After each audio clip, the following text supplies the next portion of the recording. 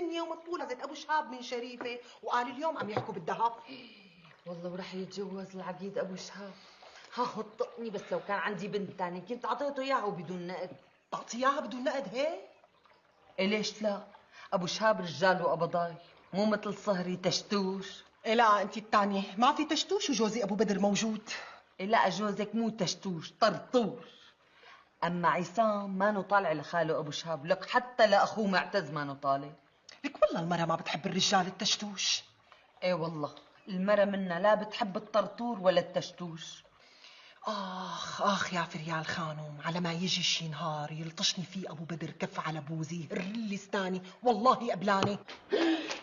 بدر واقف عندك.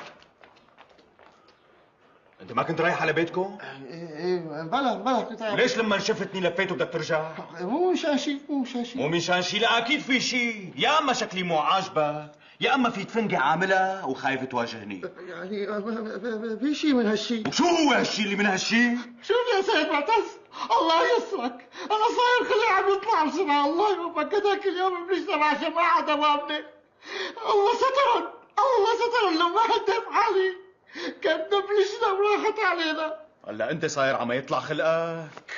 ايه والله يا سيد معتز. ولوين عم يطلع خلقك بلا صغرى؟ لرقبتي. من عند الجوزة ولا من عند النقرة؟ لا والله من عند النقرة. وشو هو اللي عم يطلع معك؟ الحكي.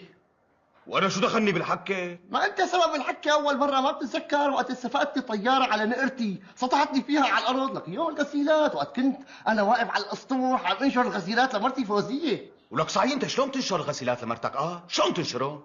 هي بسيطة كثير، زي هلا لك شلون، بجيب طش الغسيل بحطه هيك في الارض، بستعمل الواعة هيك وبنفضها اول نفضة، ثاني نفضة، ثالث نفضة، وبرميها على حبل الغسيل، بس برجع بستعمل الواعة الثانية، وهلا أكثر شيء بتعذب فيهم هن الشراويل، لأنه بيجوا كثير هيك كبار، بقى بعصر فيه هيك حتى ينشف، بفضل أول نفضة وثاني نفضة وثالث نفضة وبرميها على حبل الغسيل، هلا هو أسهل شيء عندي هو الجرابات، لأنه أول نفضة والثانية برميها على الحبل.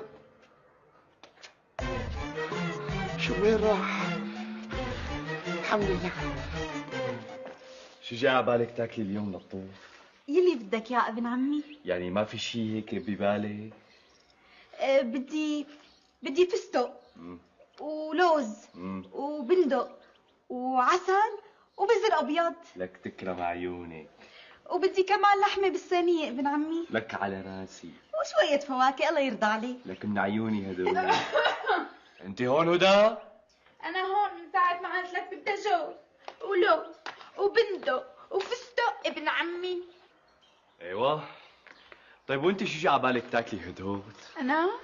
أنا بدي كنافة وهريسة اللوز، وبدي أتغطس فيه حب دبس الرمان ونعارة لبن، وقدامهم شوية فواكه مشكلة، وقدامي على سكر وملبس وبزر أسود وبدي جوز بلدي اتنقرشها النقرشة ابن عمي. هلا كل هدول بدك تاكليهم؟ ليش أنا ما بستاهل ابن عمي؟ ايه لا، بتستاهلوا انتوا التنتين، لكن ان شاء الله بتسلموني ما احلاكم.